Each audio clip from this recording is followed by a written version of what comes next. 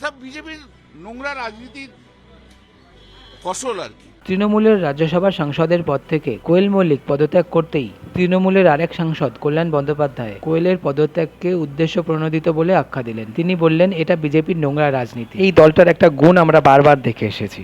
তৃণমূলে থাকা অবস্থায় সবাই ভালো, কেউ কারো ব্যাপারে মুখ খোলে না, কিন্তু তৃণমূল ছাড়ার পরে তাকে নিয়ে কুৎসা শুরু হয়ে যায়। আগে কেন করেনি সেটাই তো প্রশ্ন।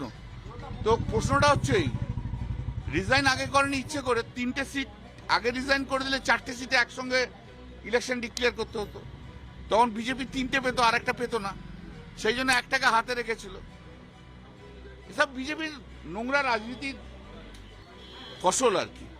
এখন এটা করলো, তারপরে একটা হবে, তখন বিজেপি পাবে।